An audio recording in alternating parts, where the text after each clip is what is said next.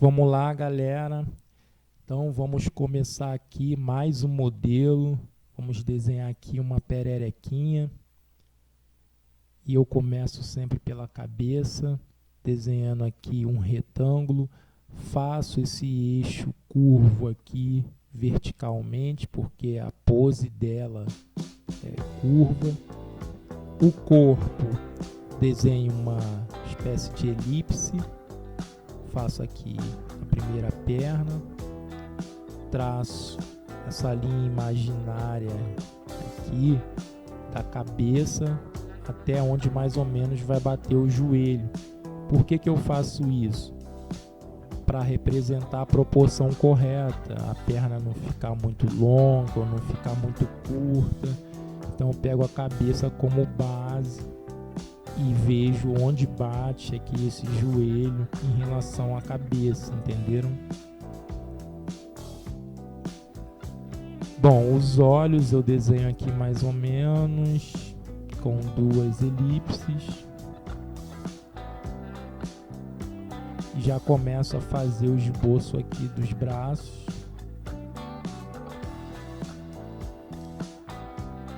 E o meu esboço já está pronto.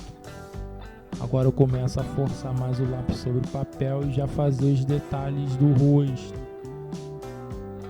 Gosto de começar os detalhes também pela cabeça.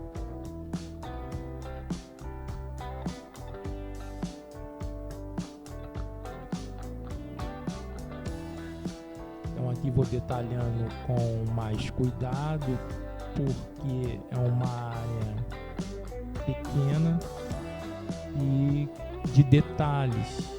Então vou trabalhando com mais cuidado aqui nessa área. Colocando as rachuras, as primeiras rachuras aqui. O olhar no desenho de animais é muito importante, então coloco um pretinho aqui, forço bastante o lápis nessa área. Vou trabalhando com mais capricho e cuidado, porque é uma área pequena e que requer detalhes.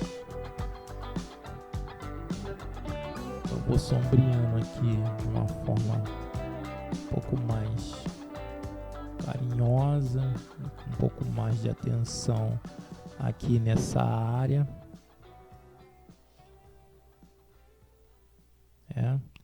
Colocando a sombra aqui no rosto da figura. Então carrego um pouco mais de peso. Já vou aqui traçando o pescoço.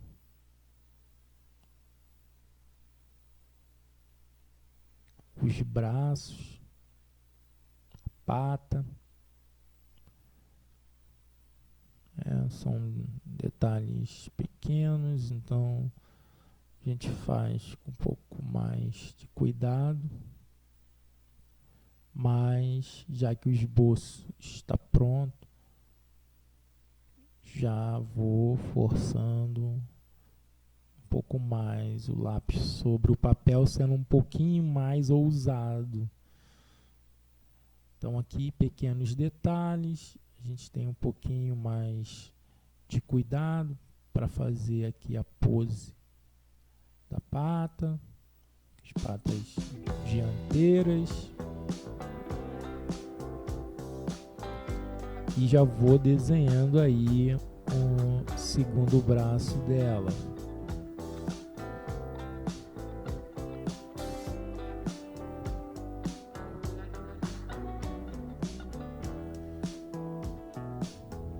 Então aqui a gente vai já desenhando as costas.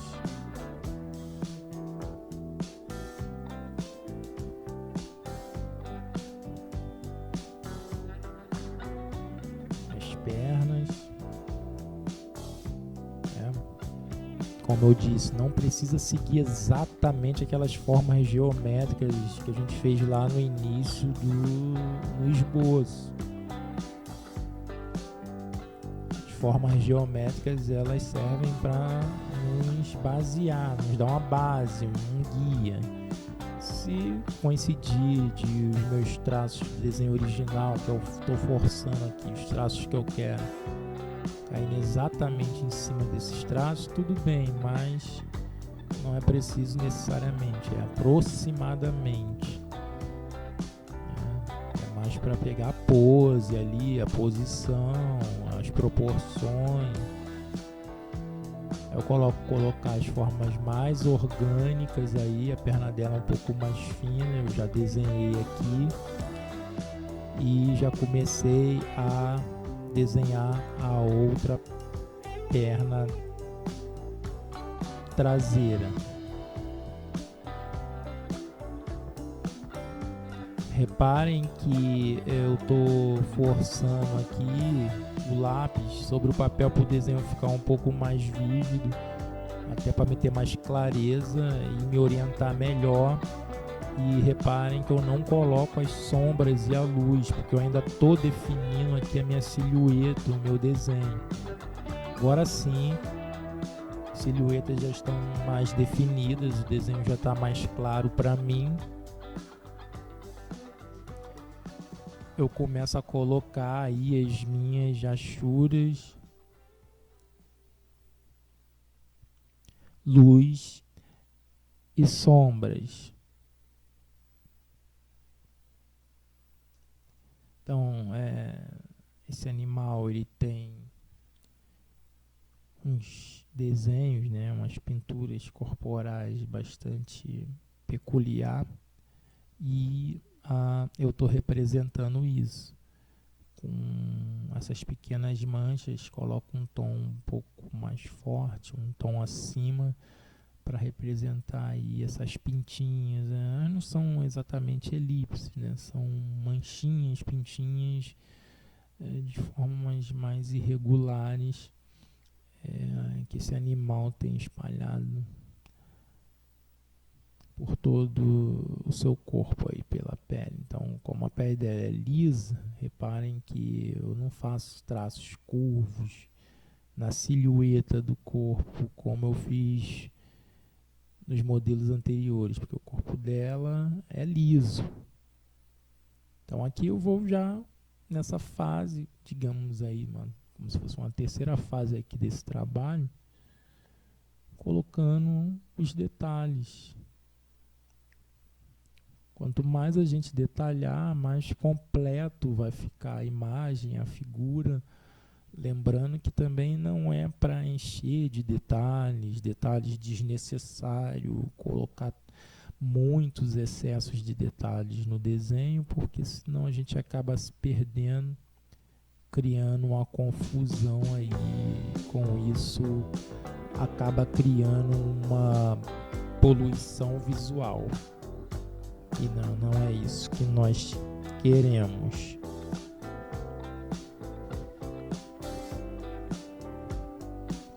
Então aqui ela está apoiada numa planta, e para a composição ficar um pouco mais interessante, nós vamos desenhar também a planta em que esse animal está apoiado no seu habitat natural, peculiar. Para desenhar essa planta, eu inicialmente faço, inicialmente eu desenho uma elipse na horizontal, uma elipse grande. Por cima dessa elipse, começo a fazer os detalhes da planta. Como essa parte aqui que eu estou fazendo agora, ela é uma parte interior, eu coloco um tom acima, que é onde não está batendo tanta luz assim. Então aqui é sombra. Através das minhas rachuras, começo a colocar o sombreado aí para começar a definir o volume dessa planta.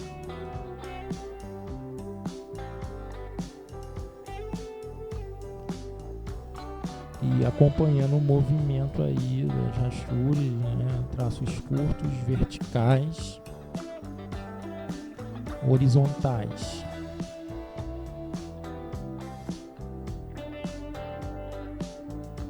Então, tá aí os traços curvos, horizontais.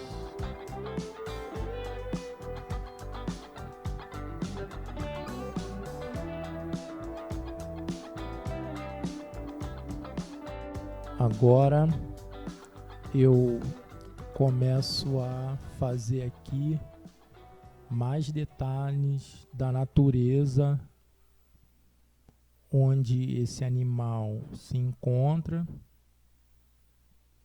Começo com traços bem claros, que é o esboço, né? Faço aqui espécie de um trapézio.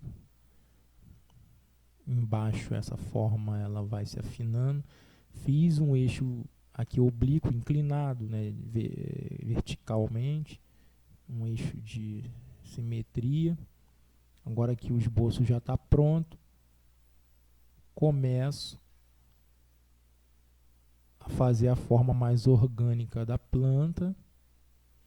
Primeiro a silhueta, eu acho importante definir a silhueta para dar mais clareza à imagem.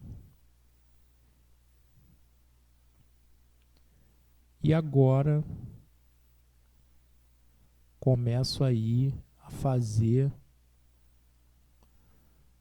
o jogo de luz e sombra. Então aqui eu carrego um pouco mais do lado direito, porque a luz bate de cima para baixo, ela vem de cima para baixo.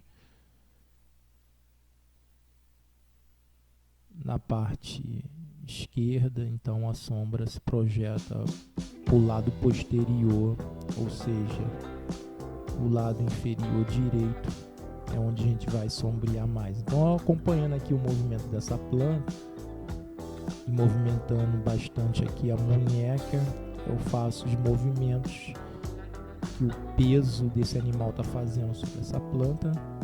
Isso acaba movimentando aqui o lago em que ela se encontra. Então, para representar a textura aqui da água e a incidência da luz sobre esse movimento aqui que a planta faz na água, eu faço traços curvos acompanhando aí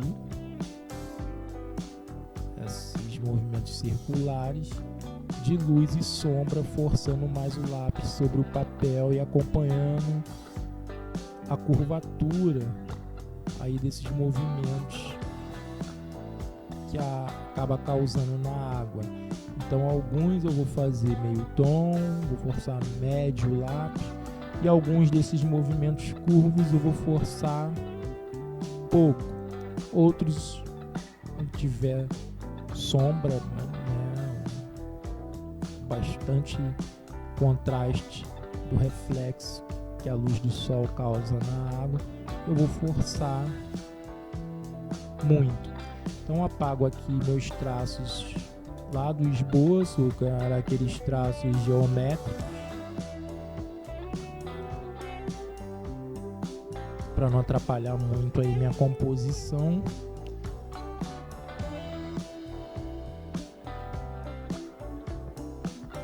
Então é mais ou menos assim que eu fiz esse jogo de luz e sombra, sem tirar o lápis do papel, prendendo a respiração. Comecei com um tom mais escuro, médio, fui diminuindo um pouco a respiração, a pressão do lápis sobre o papel para fazer a luz, e forcei aqui para fazer a sombra. Então, com esse jogo de luz e sombra, a gente consegue passar para a figura e tá aí finalizado o nosso desenho de animal mais um modelo.